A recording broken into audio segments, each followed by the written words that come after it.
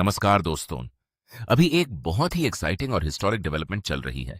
ISRO अपने सबसे ambitious programme Gaganyaan के नेक्स्ट स्टेज की तैयारी कर रहा है। इस मिशन का गोल है इंडियन एस्ट्रोनॉट्स को लगभग 400 किलोमीटर ऊपर लो अर्थ ऑर्बिट में भेजना। अगर यह मिशन सक्सेसफुल होता है तो इंडिया दुनिया का चौथा देश बन सकता है जो इंडिपेंडेंटली ह्यूमंस को स्पेस में भेज सकता है। अभी तक यह कैपेबिलिटी सिर्फ यूएसए, रशिया और चाइना के पास है। स्पेस टेक्नोलॉजी आज के टाइम में सिर्फ साइंस नहीं बल्कि नेशनल पावर और ग्लोबल इन्फ्लुएंस का सिंबल भी बन चुकी है। इसी वजह से पूरी दुनिया इंडिया के इस मिशन को क्लोजली देख रही है। इस मिशन के पीछे मैसिव प्लानिंग और इन्वेस्टमेंट है। रिपोर्ट्स के अकॉर्डिंग गगनयान प्रोग्राम पर लगभग 10,000 करोड़ रुपए से ज्यादा का बजट एलोकेट किया गया है। लेकिन इंटरेस्टिंग फैक्ट यह है कि इंडिया का space program globally cost efficient माना जाता है। थाउजेंड्स ऑफ साइंटिस्ट्स और इंजीनियर्स ने मिलकर इस प्रोजेक्ट पर काम किया है। अब तक 100 से ज्यादा क्रिटिकल टेस्ट्स परफॉर्म किए जा चुके हैं, जिसमें parachute deployment, crew escape system, environmental tests और लॉन्च सिमुलेशन शामिल हैं। यह सब एक ही गोल के लिए किया जा रहा है कि एस्ट्रोनॉट्स की मैक्सिमम सेफ्टी एश्योर करना। इस मिशन को स्पेस में भेजने के लिए यूज होगा इंडिया का पावरफुल हैवी रॉकेट HLVM-3। यह रॉकेट लगभग 43 मीटर तल्ले है, जो एक 15 स्टोरी बिल्डिंग के बराबर होता है। इस रॉकेट की पेलोड कैपेसिटी भी इंप्रेसिव है। यह अराउंड 8,000 किलोग्राम तक का payload low earth on orbit में ले जा सकता है। ह्यूमन मिशंस के लिए रॉकेट को स्पेशली अपग्रेड किया गया है, जिसमें एडवांस्ड गाइडेंस सिस्टम और इमरजेंसी एस्केप सिस्टम ऐड किया गया है। यह रॉकेट इंडिया के फ्यूचर डीप स्पेस मिशंस के लिए भी फाउंडेशन बन सकता है।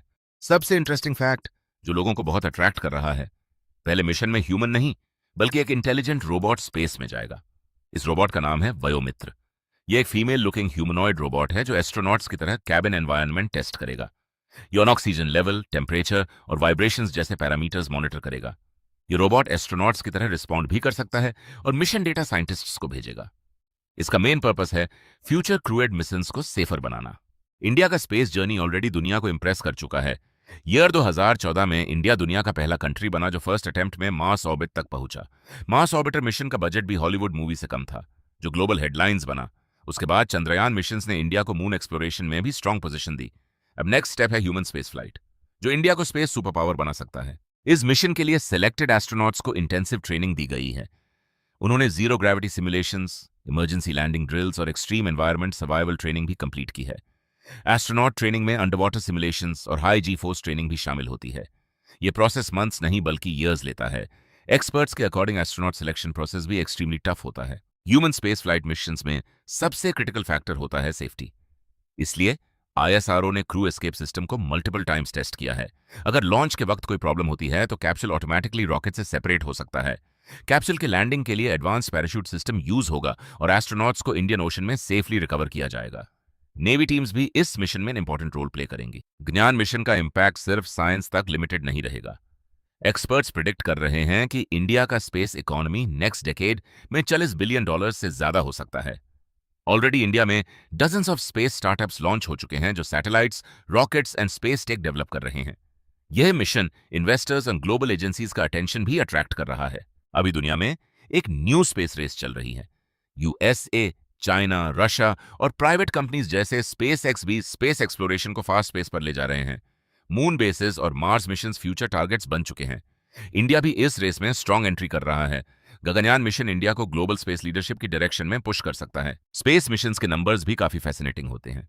जब स्पेस क्राफ्ट ऑर्बिट में होगा तो वह लगभग 28,000 किलोमीटर प्रति घंटा की स्पीड से अर्थ के अराउंड घूमेगा।